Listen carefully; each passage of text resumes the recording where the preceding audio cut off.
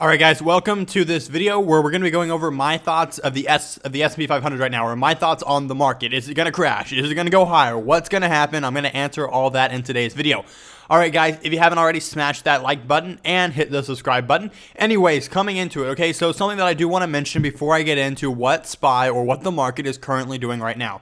If you don't know, this is SPY, or the S&P 500 ETF, which shows you how the overall market is performing. It tracks all the sectors and does all that good jazz. Anyways, when we're looking at a stock here, there's something that I do want to take note of, and this is right here. You can see that this candle, they're what is called as a doji, meaning that the wicks are long, or these solid lines are long, and the body, the bulk of the candle, is super small. You can see here we have a doji right here where we have the small body and long wicks. We have a doji here, small body, long wicks, and right here where we have a small body and long wicks. Now, what does this mean? Why are you pointing this out, Austin? Okay, so a doji candle typically signifies a reversal, and it's really signifies a reversal or a change of direction when it happens at a prominent support or resistance level. Okay, so as you can see here, if I come onto this chart and I draw out a horizontal line right here, you can see here is a solid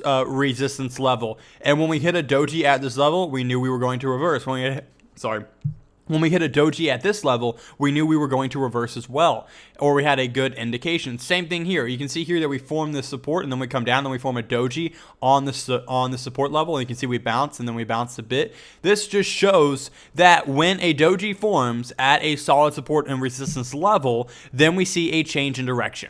All right, now let's jump to present day, because this is going to play a factor of what we're mentioning. So that was way back there. Here we go, moving in. This right here. This video is sponsored by the Impeccable Stock Software, the only place on the internet that alerts you to stocks before they explode, tells you exactly where to buy those stocks, and sends you instant alerts automatically based on a trend following system that has been around for decades.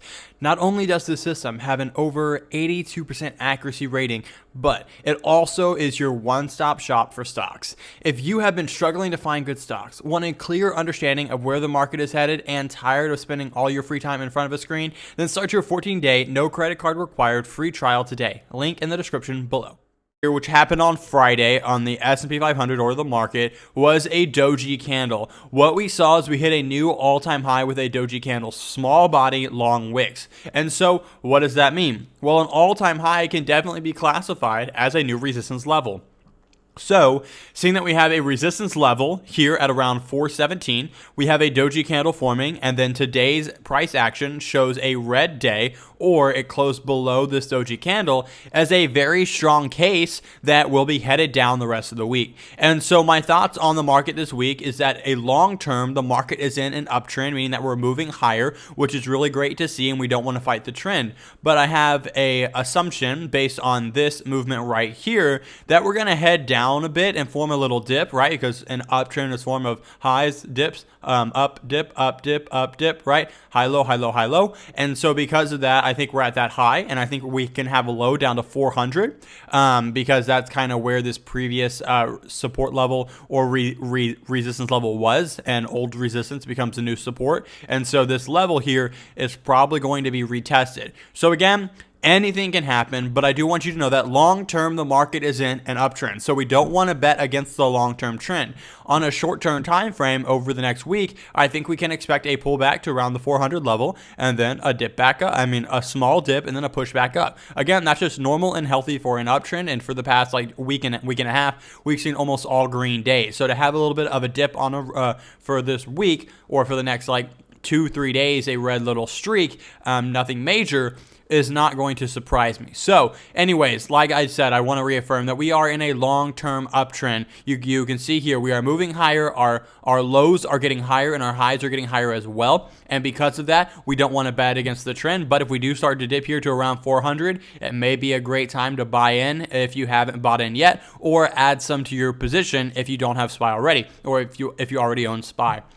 And so again, that's my overview of the market. Now, the reason why I can kind of base it off that is because the FANG stocks have a huge weighting in the market. And what I'm seeing here is Facebook. Again, the FANG stocks is Facebook, Amazon, Apple, Netflix, and Google. So Facebook here has already been dipping and starting to come down, which is why we can see a drag in the market as well. Now, the next stock, Amazon, if I can get my fingers on the keyboard, AMZM, you can see here that we're starting to hesitate as well. And so we're starting to see some of that pullback and dip movement from Amazon as well. If we go to Apple, you can see here that we're starting to hesitate as well. And where is it? Netflix is starting to hesitate as well, especially near that support, and Google. So if we can see here,